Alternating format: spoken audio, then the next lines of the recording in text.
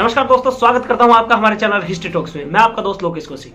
1962 से पहले भारत और चीन की सीमाएं स्पष्ट नहीं थी। मैकमोहन रेखा के आर पार बसे चीन व भारत दोनों ही विशाल देश थे, लेकिन एक तरफ जहां चीन माओ की महत्वाकांक्षा से विस्तारवादी बना हुआ था, वहीं भारत नेहरू की शांति और भाईचारे वाली सोच से आगे बढ़ रहा था।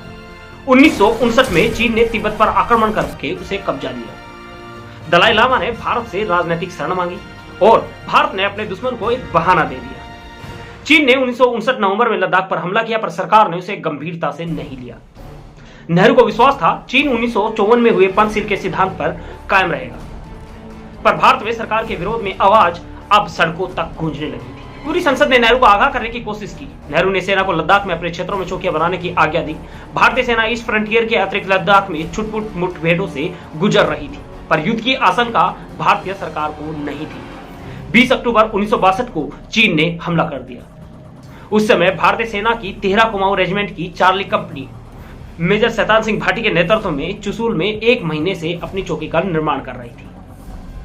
सेना हेडक्वार्टर से उनके लिए आदेश था कि चीनी सेना वहां पहुंचने वाली है, वे पीछे हट जाए और चौकी को छोड़ दो। जमा देने वाली 16,000 फीट की उस ऊंचाई पे जहां -डिग्री में टेम्परेचर था, केवल स्वेटर में तन को गर्म करने की नाकाफी कोशिश करती वो वीर हीरो की टुकड़ी 303 राइफल के साथ सुरक्षा कर रही थी। अपने खून में उबाल लिए मेजर शैतान सिंह ने गरजते हुए अपने 120 जवानों की टुकड़ी से पूछा, जवानों, आज हमारे लिए वापस लौट जाने का आदेश है। हमारे जाने के बाद हमारी बनाई इस चौकी पर तिरंगे की जगह चीनी झंडा लटकेगा। हम यहाँ रहेंगे तब भी और यहां से चले जाएंगे तब भी। जवान रामचंद्र, जवान सिंह राम, जवान सतपाल, बताओ हमें क्या करना चाहिए। साहब, आप क्या करेंगे? सिंहराम यादव ने अपने साहब से पूछा। मैं लड़ते हुए जान दूंगा, पर पीछे नहीं हटूंगा, मेजर ने पहले से ज्यादा जोश के साथ कहा। साहब, हम मर जाएंगे पर वापस नहीं लौटेंगे। इसी चौकी पर जब तक हम जिंदा है तिरंगा ही लहराएगा। सभी ने एक स्वर में कहा। तो साथियों, ये तय रहा कि हम में से कोई भी यहां से जिंदा वापस नहीं जाएगा। अब हम मरते दम तक लड़ेंगे और तिरंगे की रक्षा करेंगे। मेजर शैतान सिंह ने अपना आदेश सुनाया। मेजर शैतान सिंह, जो राजस्थान के राजपूत परिवार से था और जिसकी कंपनी में हरियाणा के रेवाड़ी, महेंद्रगढ़ और उसकी सीमा से लगते राजस्थान के यादव थे, उसकी कंपनी इंतजार कर रही थी अमर होने का। 18 नवंबर 1962 को सुबह 3:35 का समय था कि अचानक सामने मैदान में अनगिनत टॉर्चों के साथ दुश्मन आते दिखाई दिए। फायर आदेश हुआ और तड़तड़ातर धड़ाधड़ गोलियां 303 से निकली। ओह, ये क्या! मेजर शैतान सिंह को तुरंत आभास हो गया, ये तो धोखा हुआ है। दुश्मन को भारतीय सैनिकों की संख्या का पता था और उसे ज्ञात था कि उसके पास सीमित गोला बारूद है, इसलिए उसने याद पर लालटेन बांधकर रेजांगला चौकी की तरफ दौड़ाया था। गोला बारूद अब आधे से ज्यादा बर्बाद हो गया था। मेजर अपने सैनिकों को दूसरी रणनीति समझाने लगे कि अब हम दुश्मन को केवल एक गोली से खत्म करेंगे और उनका एमुनेशन काम मिलाएंगे। यही हुआ। चार्ली कंपनी ने दुश्मन के छक्के छुड़ा दिए। चीनी सैनिक हैरान थे कि जमा देने वाली इस बर्फ में ये स्वेटर पहन के जिंदा कैसे हैं।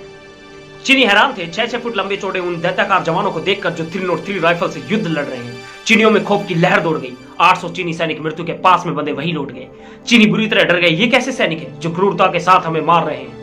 चीनियों ने अगली टुकड़ी रवाना की और भीषण रक्तपात हुआ। दोनों तरफ से गोली और हथगोले के धमाके कानों को फाड़ दे रहे थे। चीनियों के पास उनकी आर्टिलरी का साथ था और यहाँ पहाड़ी के इस तरफ बिना किसी मदद के 120 जवान जय दादा कृष्ण बोलते हुए टूट रहे थे कहर की तरह।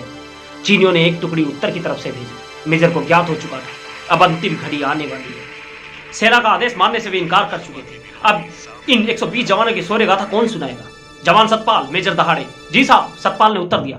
तुम्हें जिंदा रहना है, तुम जाओ और सबको बताना कि कैसे हम वीरता से लड़े। मेजर ने कहा, नहीं साहब, ऐसा मत करो साहब, मुझे लड़ने दो, मेरे साथ अन्याय मत करो। सतपाल गिड़गिड़ाया। सतपाल, मैं जानता हूं तुम शेर हो और तुम लड़कर मरना पसंद करोगे, बशर्ते पीछे हटने के, पर तुम्हें जाना होगा। हम सबकी खातिर, हमारी चार्ली कंपनी की खातिर। मेजर की आवाज में करुणा थी। रूंधे मन से सतपाल को जाना पड़ा। लड़ाई में दोनों तरफ से चार्ली कंपनी घिरी हुई थी। गोलियां खत्म हो रही थी। दुश्मनों की लाशों के बीच यदुनंदनों की पवित्र देह मिट्टी हो रही थी। मेजर को एक के बाद एक 3 गोलियां लगी। बुरी तरह घायल मेजर को रामचंद्र जबरदस्ती अपने साथ ले जाने लगा, पर मेजर नहीं माने। अंत में रामचंद्र के बहुत आग्रह के बाद मेजर एक छोटी चट्टान के पीछे जाने को मान गए। रामचंद्र ने उन्हें अपनी पीठ पर लादा और गोलियों के बीच से उठाकर उन्हें ले जाने लगे। दुश्मनों का ध्यान मेजर की तरफ ही था। सारे फायर मानो उसी तरफ खोल दिए गए थे, लेकिन रामचंद्र नाले में गिरता पड़ता अपने साहब को एक चट्टान के पीछे ले जाने में कामयाब रहा। मेजर ने दवा लेने से इनकार कर दिया, क्योंकि दवा लेते ही उनको नींद आ जाती और इसके अतिरिक्त मेजर के घाव पर लगाने को कोई दवा न थी।